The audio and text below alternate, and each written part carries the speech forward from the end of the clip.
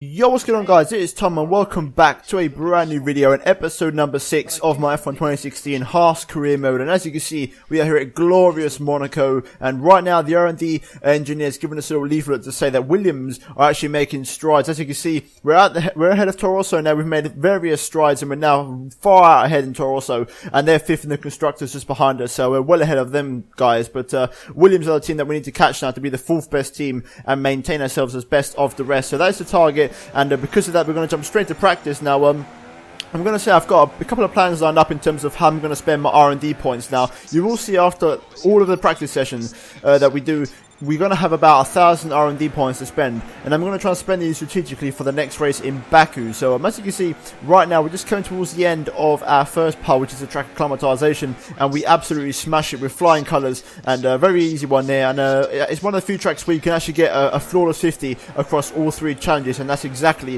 what I did, getting 50 points in all 3 of the challenges. As you can see, we smashed the 60 point there on lap 4, and then exactly 2 laps later we actually go on to smash the second target of 80 points. So really nice around here Monaco. The Haas car working really good. I had a great setup on the car, and overall was feeling really good. So as you can see, we smashed the target of 80 points there, and we get that challenge out of the way. And then we move on to the qualifying test, and this was interesting because I didn't know you could do this, but we went so fast on our qualifying lap. We went fastest of the session, and we smashed all 3 of our qualifying targets in one single attempt. So that was pure and outright just time saving right there. So we literally one attempt and banged it out and got it right out of the way. So obviously that meant we moved into qualifying now. My plan is to spend the R&D points after the Monaco Grand Prix is finished to see how many we have by the end of the weekend. So as you can see, we're in Q1 at the moment, and our first lap only gets us P15. Bear in mind, this is on Ultimate AI, by the way, guys. So we've got Ultimate AI for this race. So this is where it's just going to be a one-off race to see where things stand. But for the next race in Canada, we will go back down to Legend. But the AI have a tendency to be quite slow in past F1 games around Monaco. So as you can see, we get through Q1 in 7th place there, just ahead of our teammate,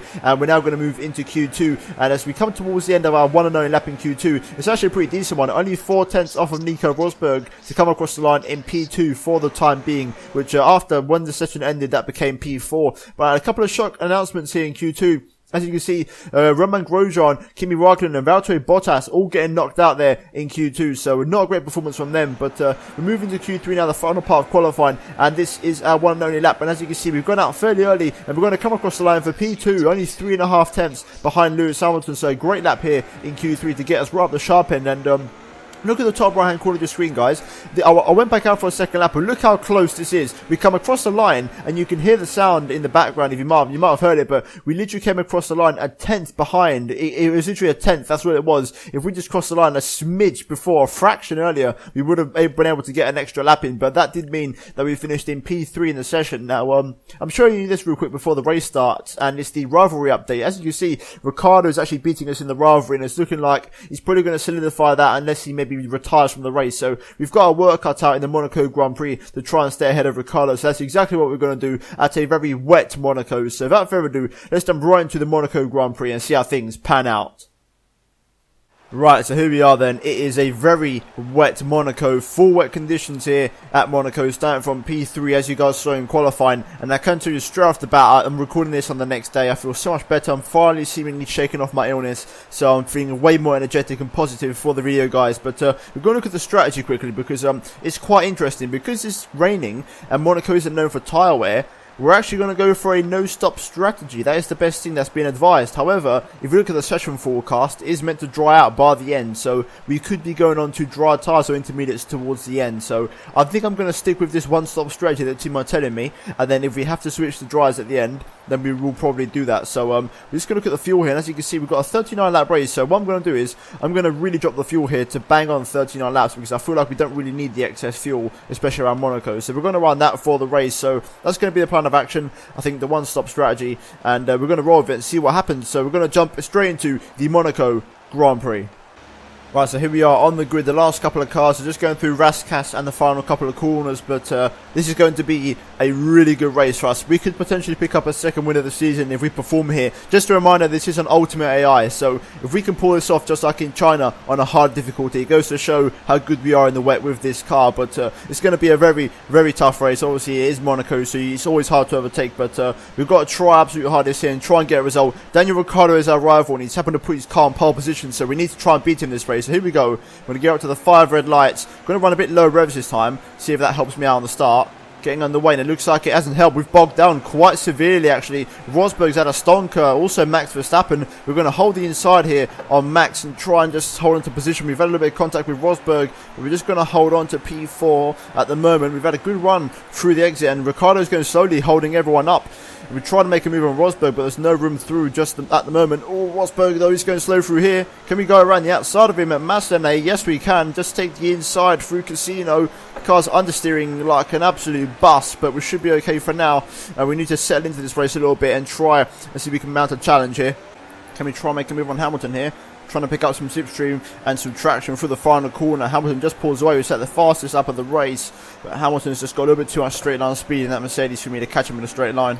We are all over Hamilton here. We need to try and find a way to get past, but there's just no room through. It's just Monaco. You just can't overtake, and we're literally struggling so much in these conditions. I feel like we can try and maybe size them up for a move, but it's got to be somewhere where you don't normally make a pass. All right, let's see if we can try here and get past Hamilton. If we can get good exit through the corner, which we have. Decent traction. Just need to try and stick on the back of him here. Can we make the move up the inside of the first corner? We lock up both fronts, and no, we can't. We just can't get past at the moment. Right, we're going to try and make a move here on Hamilton. We've had a good run. Can we try and dive one up the inside of Raskas? Oh, no, we can't. Just not good enough on the brakes. I'm trying every single corner on the track. I just can't seem to make a move on Lewis. Maybe out of this corner here again. We're going to try one more time. This time we're really right at the back of Hamilton here. This could be the one. Okay, this could be it. I'm going to go to the inside. Oh, come on, please. No, we just can't make it work. I can't match the AR on the brakes. Maybe here. This could be the one. Yes, here we go. Stick our nose in. Turn the wheel on full lock. Come on, come on. Oh, the back end just snapped on me there. Hamilton's running out really wide to cut me off completely. We could have made it, but Hamilton there just swung out really wide to cut me off. I was going to try and go around the outside. I'm going to try a different corner this time. I'm going to try here. Oh, stick my nose in. There we go. That's what I was looking for. Hamilton completely bowed out that one. We've finally got our nose in. That's exactly what I needed. It seems like the track's starting to dry up and the rain's stopping. I think it's light rain conditions now. The problem I have with this game is, because I'm so inexperienced with it, I don't actually know when to change over to inters. I don't know what the crossover point is, so I'm a bit blind here, and I don't know whether to risk the undercut on Ricciardo or not. Look at that, fastest lap of the race. First lap with no Hamilton in front of us, and we're back on the pace flying here at Monaco. Let's try and make the move from Ricciardo here. Can we try and have a look at Raskas? No, we can't. We're going to wait here. I don't think it should be as hard to pass Ricciardo because he's not as fast as Hamilton in a straight line. I think we should be able to get him through here if we get a good enough exit, which we really haven't done, but we should be able to slipstream him back a little bit on the straight because it's not a Mercedes. Can we try and get him into the first corner? No, we can't. So Ricciardo's also defending quite nicely, but I think we should be able to get past him though. So the team was told me to pit this lap for intermediates. I guess it could work, but the track seems a bit too wet, but they're telling me to pit this lap, so I think we're just going to go for it, to be honest. Right, through Raskas, here we go. We're going to come into the pit lane. Now, I've got to be careful not to speed here. Oh, Ricciardo's coming in. Be very careful. Okay, there we go. Pit stop time. Let's see if we can try and come out ahead of Ricciardo. It's going to be a little bit of a stretch, but we could make it work. We just need to hope Ricciardo gets held up by one of the cars coming to the pit lane, which I think he is. No, he isn't. He hasn't been held up, so Ricciardo's had a smooth pit stop. So all we can do is just hope to come out second best here. And let's see what the Haas boys do. 2.7, so not the great pit stop. And there's Ricciardo just there, so we've got to try and pass him on track once again on these intermediates. Let's see if we can try and pass Ricciardo here. We seem to be getting a much better run out of this chicane than the AI, so let's try and pick up the traction. And here we go. We have done so. A little bit of wheel spin, but we are going to go up the inside. We just need to hold it. Ricciardo goes into the wall. Oh, I'm trying to avoid him there. He came back into my path a little bit, but we've made the move on Ricciardo for the lead of the race. And I think Ricciardo might have lost an end plate, seeing as it's on simulation damage. Right, this should be the fastest lap of the race by a country mile. And yes, it is a 29.1. And the pace is starting to come down here in Monaco, and we are pulling away from Ricciardo at a rate of knots, especially because Ricciardo's got a little bit of front wing damage, and now Hamilton is trying to catch him and trying to pass him, but at the moment it's completely in our hands, and I think we've got easily enough pace to try and win this race now, so unless there's a safety car or anything, we should be okay.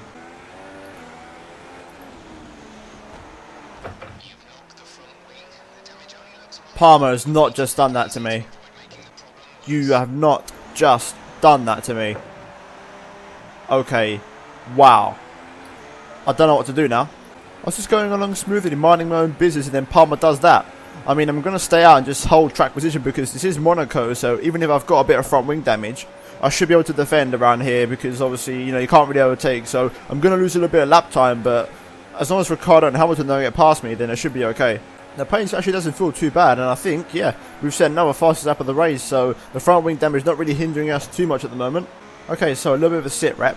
The rain is starting to go now. Apparently the track's going to dry out in 10 minutes time. However, I'm starting to struggle on these intermediates now. They're getting a little bit second hand, and I'm struggling for pace. And Ricciardo, Hamilton, I think it's Verstappen and Rosberg. They're all four of them are catching me bit by bit, and they're slowly easing up to me. The gap's about 5 seconds now, so at one point it's up to 9 seconds when I set the fastest lap of the race. So it just goes to show how these inters are not really working as good on my car as theirs. I'm starting to struggle now with the front wing as well, because as the pace gets quicker, I can't respond and go as fast as the AI can.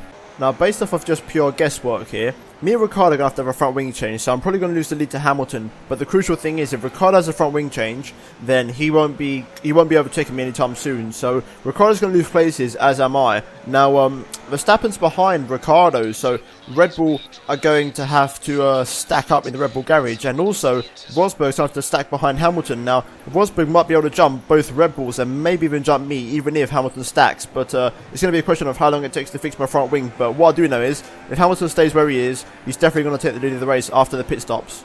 We've got severe traffic in the form of Felipe Nasr and Valtteri Bottas, who's in way down P19, so a terrible race for him in Monaco, but looks like Bottas is going to get out of the way for us, which is good, through the tunnel, which is a bit risky, but we're going to get past him, and he's going to hold up Ricciardo, which is good. Nasr, just let me through, man, come on. He almost did a Palmer again, but this time I thought better of it and I didn't actually overtake him, but Nasr's really hindering me here. Come on, let me pass, Jesus. I mean, I think Bottas is still holding up Ricciardo, which is good, but look at this. Nasr's just all over the place. Can he just stay wide here, please? There we go. Finally. I'm starting to wonder if he might even go into dries, because it's only like 3 laps left, so it might even be worth switching to dries, because you might have to overtake cars. So it's looking like this race could end in intermediate. So if that's the case, all we've got to do is defend for our life for 3 laps. DRS has just been enabled, so for the last couple of laps now we've got to defend even harder, because DRS is now available to the guys behind us, so we need to try and pull away and get good exits through the corners. Oh, I'm understeering like crazy. There's just no grip on these intermediates anymore. It's definitely dry conditions, but it's just not worth it now. We're on the last lap, and here comes Ricciardo. He's going to try and make a dive into the Nouvelle chicane. I'm going to brake as I can, go defensive, just hold the inside for now, and I think we should be okay from this point onwards. We just need to try and make sure we don't have any mistakes. I think this is it. I think we've got it, boys. Our right rear's on 57%. Our car's a little bit smashed up, but we're going to come through the final corner.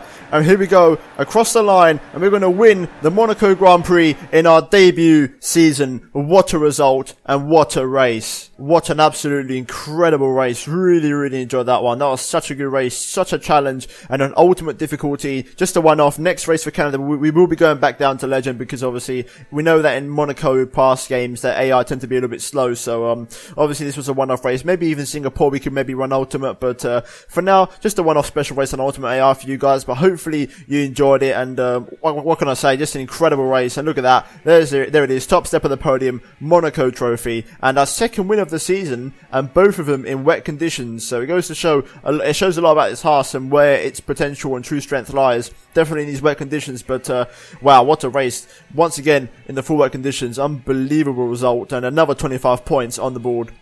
So there we have it then. That was the Monaco Grand Prix, an absolutely incredible race, and as you can see, we managed to win our second race of the season, which is something I never thought I would have been saying at the start of the season, especially for this race on ultimate difficulty. But as you can see, Ricciardo came home second, so we managed to beat our rival. We'll have to wait and see if he actually managed to beat us on the team rival graph, because obviously he was very close to winning the rivalry, so I did everything I could in my power to try and make sure that he couldn't win the rivalry in this race. But as you can see, Hamilton runs off the podium with Verstappen in 4th, and then Nico Rosberg in P5, P5 with the highest Ferrari of Vettel only in P6. A disappointing race for them, with Fernando Alonso in a brilliant 7th place. Double point scoring finish from McLaren Honda there. Jenson Button also in P10, with Perez and Massa also in the points, beating our teammate Roman Grosjean who finished in 12th, and Kimi Raikkonen down in P13. So a disappointing race for him. But overall, that is the main basis of the final race results. And we're going to move into the constructors, and as you can see, should I say the drivers, and we're in 2nd place, only 6 points behind Sebastian Vettel. So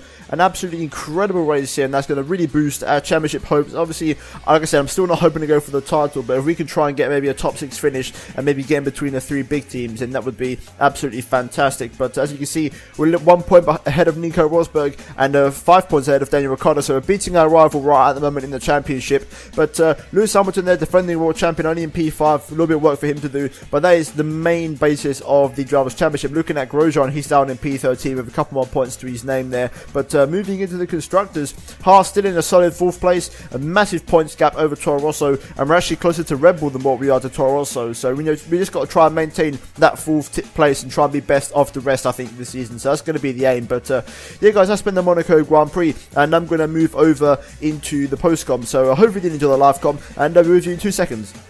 And there you go, that was the Monaco Grand Prix, guys. Hopefully you did enjoy it, but as you can see, I'm just going to show you the resource points, which I was on about in practice. Now, as you can see, we've got over 1,000 points here right now, and that's going to add up to get over 1,000. As you'll see, we get a little couple extra bonus points on top of that, which brings us up to 1,131, which is a stupid amount of points. So, as you can see, we've got all those points on the board, and we did actually lose the rivalry to Daniel Ricciardo by just 4 points. We tried to push it back and claw it back as much as we could in the race, but there was no way it was going to happen. And Ricciardo was way too strong this weekend, so we're going to get a new rival hopefully in the next race, but Ricciardo's just a little bit too far for me to try and match. But looking at the upgrade and development board, as you can see, we're going to purchase the engine power ignition system, our first engine upgrade of the season, and that is going to give us quite a bit of performance and actually take us on par, if not slightly above Williams. So that's going to come into effect for the next race in Baku, and also I will apply more upgrades after practice in Baku, so please keep an eye out for that, and please tune into the next episode, guys. But hopefully you did enjoy this one. If you have, then please do smash the like button,